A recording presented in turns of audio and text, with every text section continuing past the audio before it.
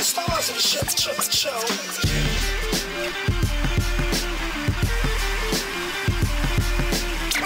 Selling Wilson from rap I get down for my clan.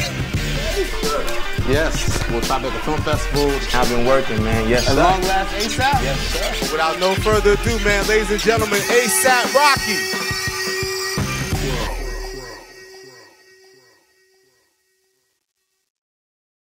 How y'all doing out there, everybody? Beautiful people out. Fresh from London, man. Thanks for coming, guys. Yeah, man. Yeah. For you, Rock?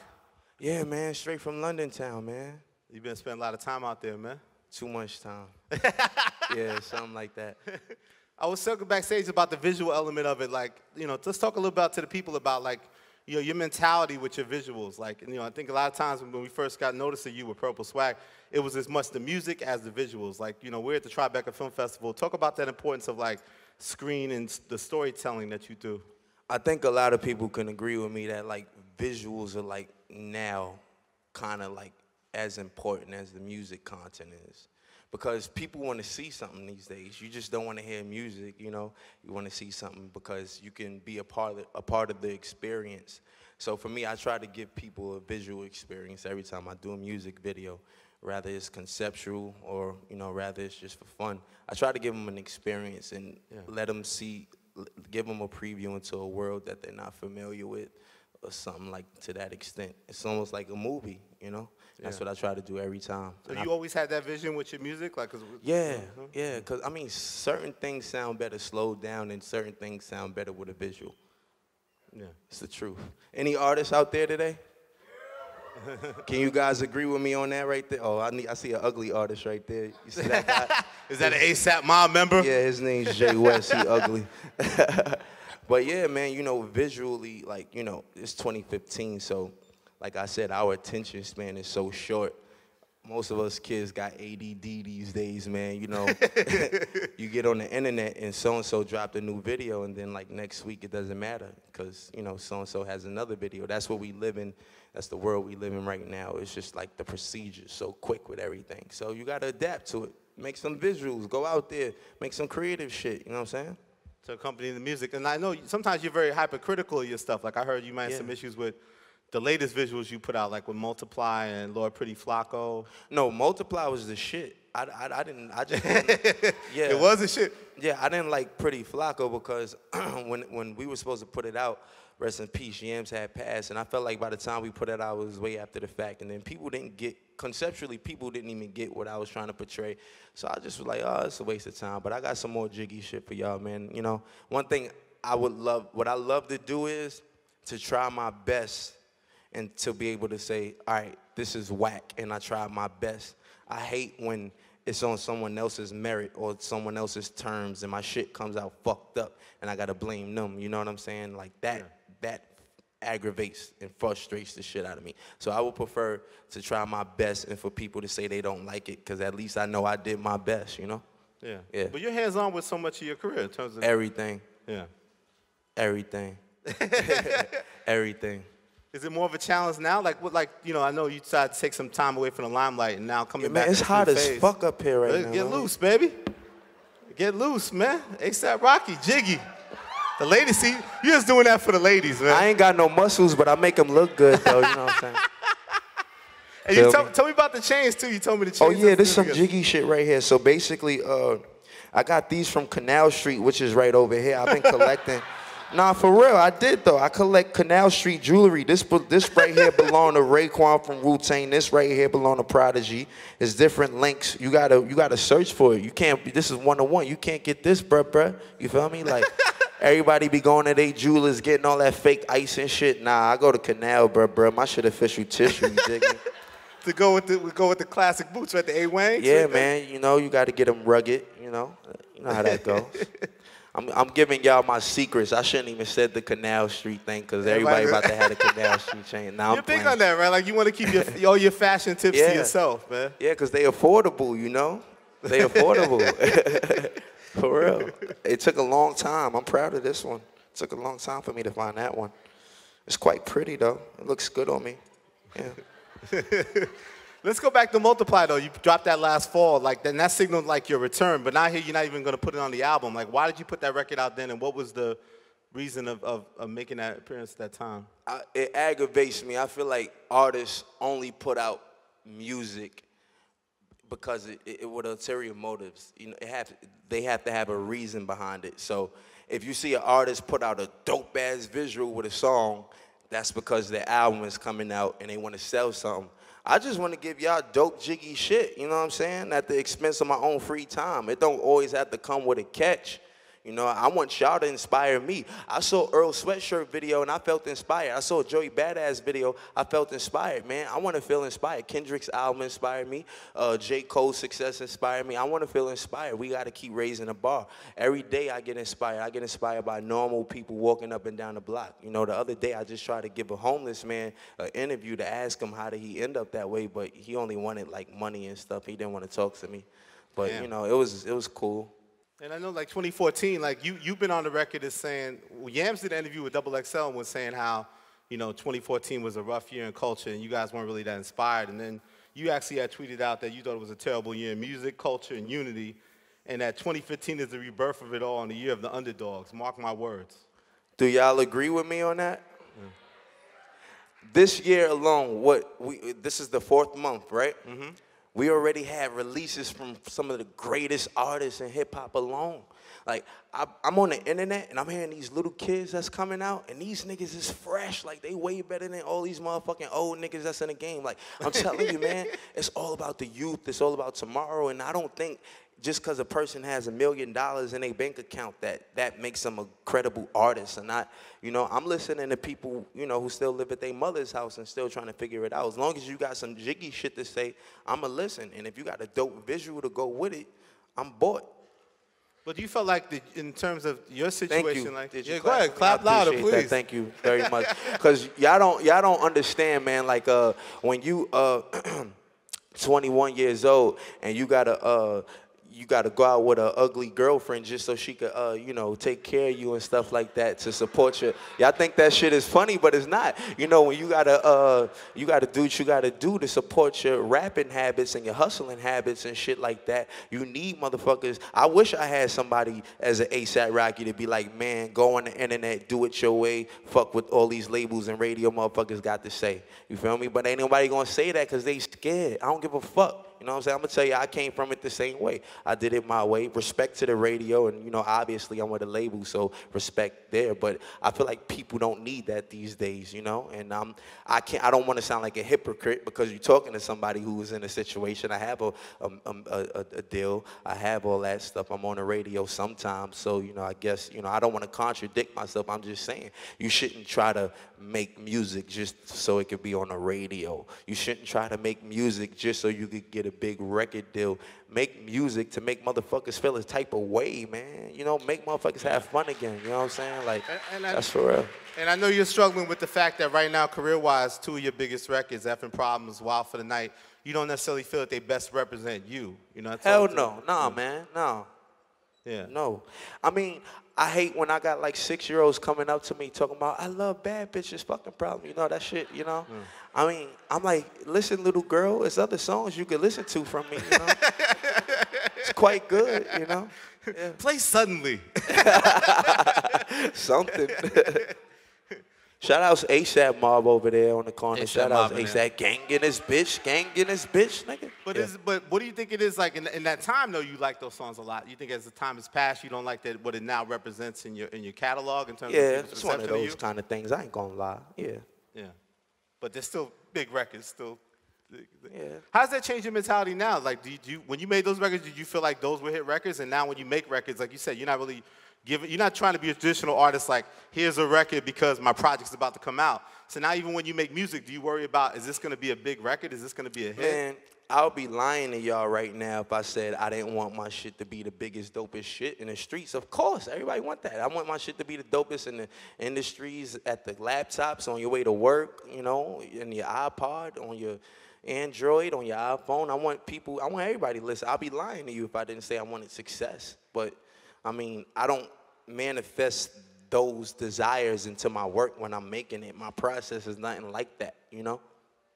How has the process changed? Because like you said, I know with this one, it was a turning point where you, in summertime last year, you went to London and you pretty much took it to an extreme where you just secluded yourself from everybody. You're trying to bring beepers back. You had beepers. If we had to contact you, we had to beep you and shit. Like, that's funny. Why did you take it to such an extreme? And like, what were you hoping to accomplish? And why was that? All right. Well, I'm 26 years old. I get distracted easily. You know, weed, pussy, pardon my language. You know those are very big distractions for me. So.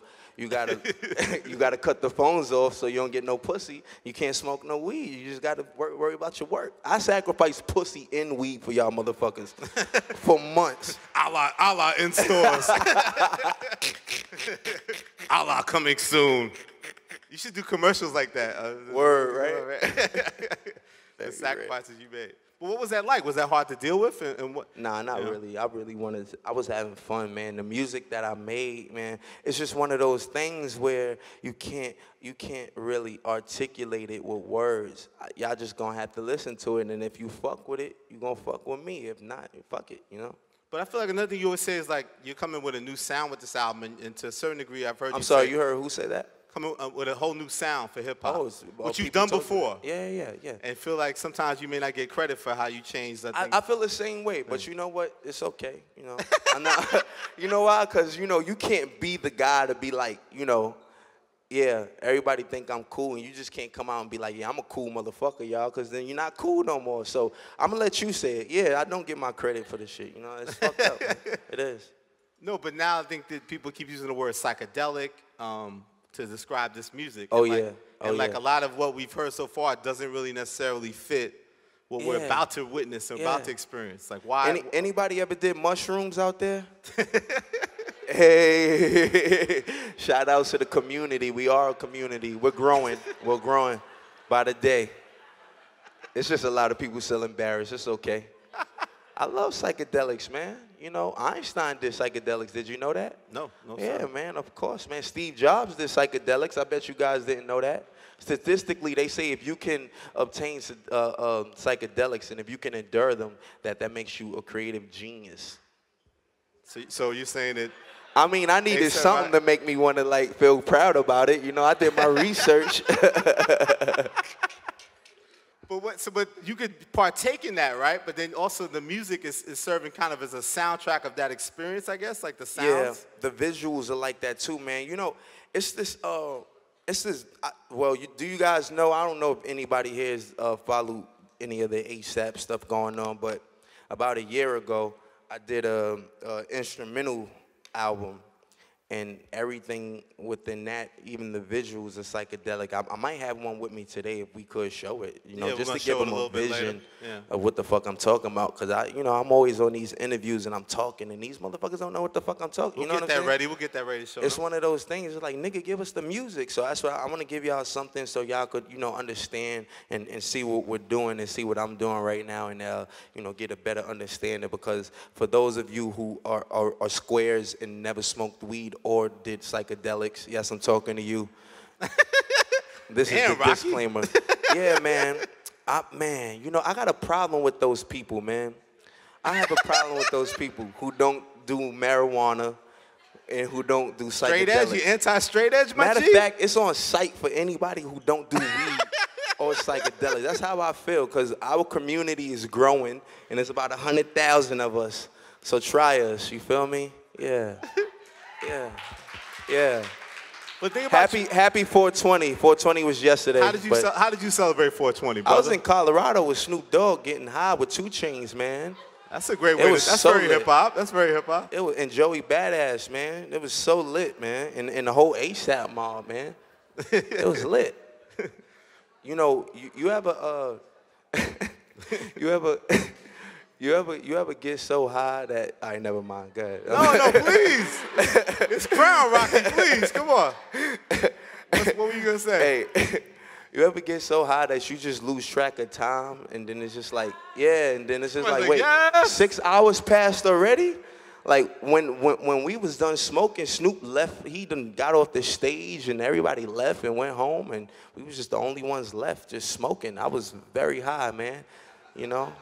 More than Happy usual? 420. So it's not harder to get high since you partake in so much? Like, what's the... Oh, man, you know, I hate to be an advocate, but I love it. I can't lie, man. Like, it's not, listen, I was joking. If you don't smoke weed and stuff, that's fine. You know what I mean? That's how you choose to live your life. But I get it, though. I understand. It's just the extreme drugs that I don't condone. You know, the heroin, the meth, obviously. The weird shit, I don't fuck with that shit. Like, nothing that's gonna make me look ugly. Fuck that, you know? Pretty Flacco. Pretty Flacco. The people know that you're involved with production heavy. Like, you're growing and growing as a producer. So doing your own tracks. Yeah, I did a whole instrumental album, and that was one of the tracks off the instrumental album.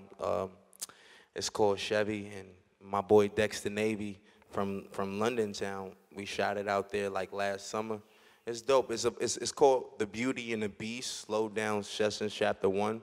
And it's basically like a spin-off like Shakespeare's Romeo and Juliet. This is my own version of Beauty and the Beast. And it's a long story that goes with it, a mythical tale about this chick and this guy who grew up together. Chick, obviously, cliche named Beauty, and, you know, the guy, whatever. But it'll be cool. And I finished it. It's done. You didn't put the album out yet, right? Nah, I want to put out this At Long Last ASAP album because people want to hear bars. They don't want to hear beats Got from some me, bars? man. You know, yeah. They want to hear some music. They don't want to. They want to hear me rapping. You know, so I want to get that out the way, and then, you know, whoever's into some artsy shit, fuck with that. You know. Yeah. Why does it feel like, you said, obviously you feel a little more inspired this year, but what makes you feel even more that this is the right time for you to come back with the raps and show your range and what your place is in the game? You know, I was fortunate enough to be named after one of the greatest MCs of all time. That's like being named Michael Jordan or Magic Johnson to me. You get what I'm saying? Or Rakim. or Kobe Bryant or something like that. Yeah. I was named after him, and I was intimidated because those shoes are too big to fulfill or walk in, you know? And I got to a point where I felt like I was 26. I felt like rap was shit. Like, motherfuckers, I hated rap 2014. I'm getting a headache thinking about it.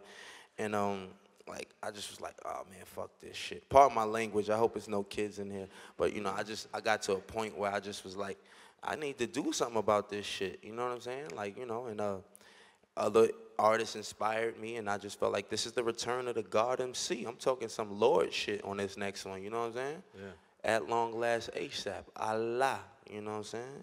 It's lit. And when did that click? Just in those sessions in London, and finally the Nah, I had the name of the. If you look back on my Instagram, I had like a fur jacket on. Actually, Nas took the picture, and that was back in February of 2014. And I had the album title that I wanted. Like, if you look on my Instagram, yeah. So I knew what I wanted. I knew what I wanted to name it a long time ago. It's just now is the time. And what is you guys know you've worked with Juicy J, Danger Mouse. Like, what have they added to the project? Because obviously you have such a clear vision in your mind a lot about what you want to create. What do they add? What are the elements you think that they add to the project? For me, I don't know how many people in here is familiar with Danger Mouse. Oh, that's what's up. You know your shit. You know what I'm saying? He's one half of the duo with CeeLo Green, which makes Gnarls Barkley. Yeah. They had that hit, I think I'm crazy, that shit. And he did the Gorillas. He did that album with the Feels Good. Dun, dun, dun, dun, dun. And he worked with a bunch of people, man. He just the last U2 album, all this other stuff. But the thing is, he's been a big inspiration of mine since I've been about, like, I don't know, 19 years old. And I always wanted to work with him. Working with Juicy J, come on, man. That's just like, you know, that's a no-brainer right there. Like, Juicy J is like working with Bone Thugs and Harmony, you know, and he actually produces. So it's just like, it's a win-win situation. Yeah. You know, like, working with Juice is easy, man. He's all for it. Juicy is a trippy motherfucker, man. Yeah. Y'all didn't know that, man. Juicy get trippy, man. He says he's trippy. But these rappers be lying, man. These rap is the new wrestling. Am I lying? Rap is the new wrestling. Make up a weird ass name and just, you know, come out saying some outlandish, crazy, dumb shit, and everybody's gonna pay attention. I think what's funny about you is I feel like there's nobody that kind of loves this and gets irritated by it as much as you. Cause I love it. You know, it's like that girl you always had a crush on that just keep giving pussy to the wrong niggas. Like, why you fuck this corny nigga? Oh, I can't even like her no more. Like, you know, it's like that. That's you know? how you feel about hip hop? That's how I feel about hip hop. Like, stop fucking with the corny niggas. You know? But sometimes your name doesn't come up in those conversations where they're That's saying fine. like, I did what I did. I influenced, you know what I did. You said it earlier. Yeah. And for me, man, it's one of those things that they don't know. You just got to go get your props, man. let's You go just back to gotta- that. How did you do that? Like, how did these cats from Harlem come together and build like a whole, at a time when New York hip hop was like not even being respected? Yeah. How did you and your boys put this whole thing together, man? You as a leader of a movement. Like, you not only Nah. put yourself on, you put a Nah. whole movement together. It's because, like, you know, I had a support system. It wasn't just like, you know, the whole mob was with the shits. And not only that, man, like, Yams, man, you know, anything I ever wanted to do, he was supportive, you know. He got it. He got my vision. I think we was just a bunch of young visionaries that happened to get together, and that only happens every once in a few. That doesn't always happen often when everybody has an eclectic vision, an individual vision of their own, you know. All together, we're And collective. everybody knew each other's strengths and Exactly, and everybody- weaknesses and stuff. So it really helped. And I feel like when we came in, our concern wasn't being the dopest niggas out of New York or being the most successful, We just was just doing our own thing. And I think that's what helped because we wasn't trying to do what everybody else was doing. And now that we're still doing our own thing, we're going to give people a new lifestyle to adapt to. You get what I'm saying? Because times change. I gave them a style 4 years ago. Here we are again at long last, you know? But what's it like to be the leader of that? Like to be the leader of that? I'm not no leader. Yeah. I joined ASAP in 2007. I'm not nobody's leader. I know when it's time to stop fucking around. You know, I'm not a leader though. Yams, if anything, was more of a leader, but I'm not a leader. But when you started to make noise and all the labels, what was that like? Like when Purple Swag broke through and all of a sudden like everyone's hollering at you, you're the hottest guy, everybody wants to sign you, like, and you. But to me at that point, We were hiding. Huh? We were hiding. You were what? Hiding. What do you mean? We were hidden. We were hiding. Oh, you were hiding. From Yeah. who? We Who went you in hiding hiding from? From the world, from the devils, from the fucked up people in the industry, the So people it made we you gotta. uncomfortable off top. Yeah, the motherfuckers we gotta see every day. Those motherfuckers. That's who we were hiding from. But you still got it together to get this incredible record deal. Yeah. That also helped you. It also could help you put everybody else on. Yeah. For me, I wanted to work with people that understood me. I felt like when I went to RCA with Brian Leach and everything, I felt like they kind of understood what I wanted to do. You know, it's not too many record labels that really allow artists to have creative control, man. Believe it or not, it's not. Yeah. And you know that's a big freedom within itself. Creative control. You know, that's just like that's amazing. Cause can't nobody else fuck your shit up. You in charge of your own shit. You know, and when they do fuck your shit up, you get to point the finger at somebody. You know, your And- fault. yeah, you know, and I feel like it helps. I mean, it's like pros and cons with what we got going on. I wanted to get lost. I wanted to get away. I didn't want people talking about me. Like I told y'all, I might be popular, I might be famous to some, but I don't want to be considered a celebrity because it's fun. I'm not gonna lie, the attention is good. It's fun to come out your building, have paparazzi, have women want to sleep with you and stuff. But what about when you want to turn that shit off? You can't turn it off, man. So I don't even play with the motherfuckers like that, man. I'm like, I ain't no, listen, I'm boring. You know, I don't drive cars. I walk everywhere. Or if not, I'm in Ubers. Or I might try to take a taxi or a train. I'm from New York. What I need a car for? You know what I'm saying? Yeah. And not only that, it's nothing fascinating about me. I'm not fucking no famous bitches at the moment. Like, I don't know why He y'all... said at the moment. Currently. You don't want to no- do that no more? I love famous women, but I love all women.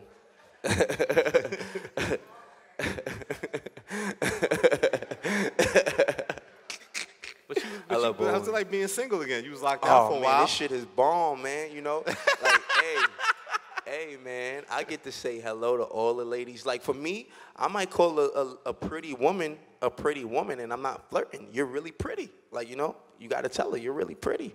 There's no woman there. I was making an example. I was like, I wasn't talking to him. I wasn't talking to him. Nah, but you got to, you know, you tell them. You go up, you say, hey, pretty lady, you leave. And then, you know, when you're in a relationship, that could get you in trouble. And I was like, it's just saying hello, you know, it's the same thing. So I would prefer to be single. So you can flirt in peace. Yeah. So I could chill in peace, man. You know, you don't want to, don't even get me started. You had the ill quote with that. You said, like, with that relationship, you said you didn't want to Lauryn Hill her.